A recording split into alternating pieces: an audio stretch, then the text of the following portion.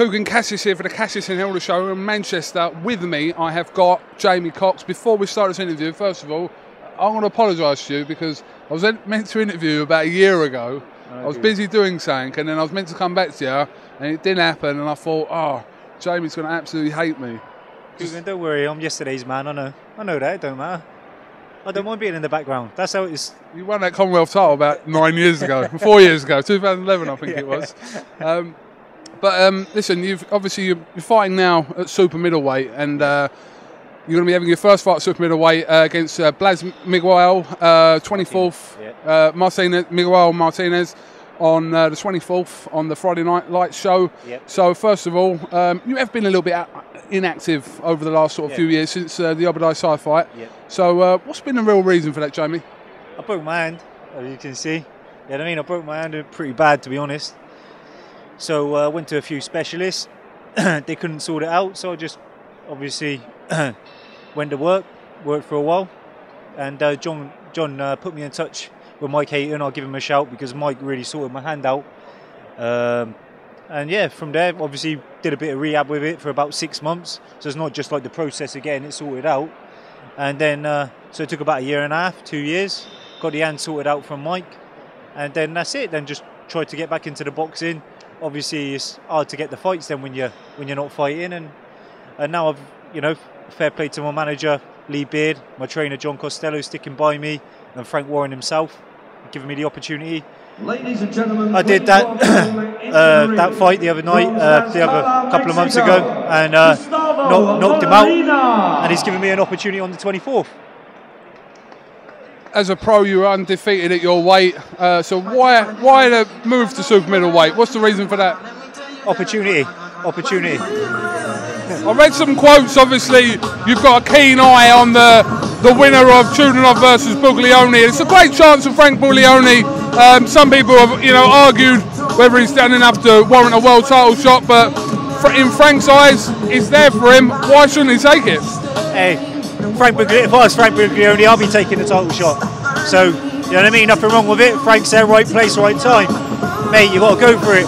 You only live once, and you got to take these opportunities because they can change your life, and that's what I want.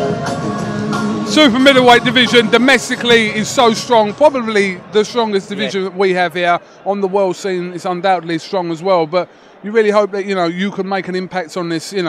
Having your first fight on the 24th. Yeah, because I'm only a middleweight. I'll make middleweight no problem, but opportunity strikes, and I'm taking it. It's only what, £8, so £8.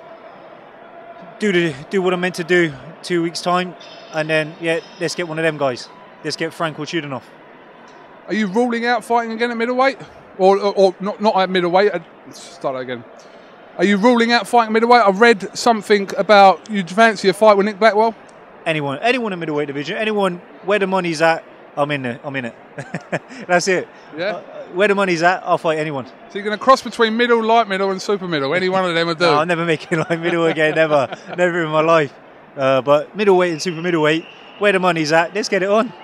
So, Jamie, so many levels obviously domestically within that super middleweight division. You've got, James Segal's obviously just become IBF world champion. George Groves is fighting for another world title next month. Yep. People like Callum Smith, and it's thriving, isn't it, that division? Oh, I'd love to I'd love to fight, get in the mix with like Segal, Groves, all them, because it's big fights and it's big money, big reward. So.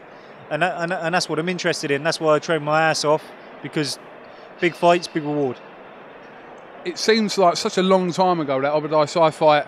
That it was 4 years ago, and I suppose you don't need reminding of that. You just want to get your career sort of back on track, and like I said, you're still undefeated as a pro.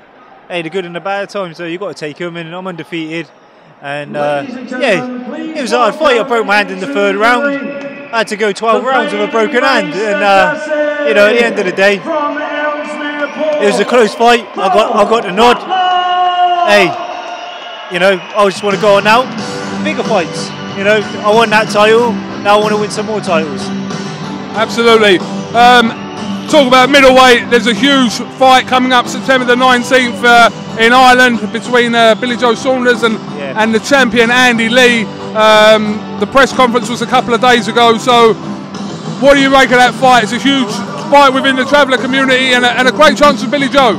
Oh yeah, it's going to be a massive fight. Big fight. You got Andy Lee, you know, experience. He's fought at that high level, and he can bang. Especially he can bang when it's against him. He pulls out the bag. And Billy Joe Saunders, a consummate boxer, you know, so he could outbox him. It's a 50-50 fight. It's just a fight I'm interested in, and I'd like to fight one of them. You know what I mean?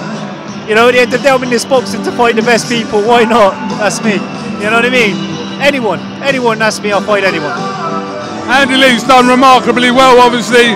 You know, written off against Matt Korobov. He come round and shocked everyone in America. Had to draw against Quillen, but you know he's done it the hard way. But he's got there, and now Billy Joe's got his chance. So we'll see what happens. Yeah, and yeah, it's going to be a big fight in Limerick, isn't it?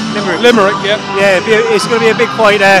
Obviously, it's Andy Lee's backyard, so it might play a little bit into his part. But we'll see. Billy Joe Saunders, you know, he's got a massive heart, good boxer. This must be one of the biggest fights of British boxing this year. Alright, it's quite loud in here. But listen, thank you very much for talking to the Cassius and Elder Show here in BoxNation. We'll be at your fight on the 24th, so hopefully we'll catch up with you near it then. So keep doing it and let Jamie Cox. It's kind of like the return of Jamie Cox, isn't it? I'm 28, Cougar. I'm still young. I can't wait. You know what I mean? I live a pretty healthy life. You know what I mean? At the end of the day. And yeah, I'm just going to go in there and do what I do and give 110%. I'm looking forward to it. WBO European title on the line. I'm going to go and get it. What do you know about your opponent, Martinez? Oh, he's had a fair enough fights, and you know, he's got some skills. But you know, at the end of the day, I'm really hungry, and you know, at the end of the day, I'm going to go and beat him. No chance. I know you're hungry because you've called out about 50 fighters in about 14 different weight categories, but it's good. It's good. No, I'm not.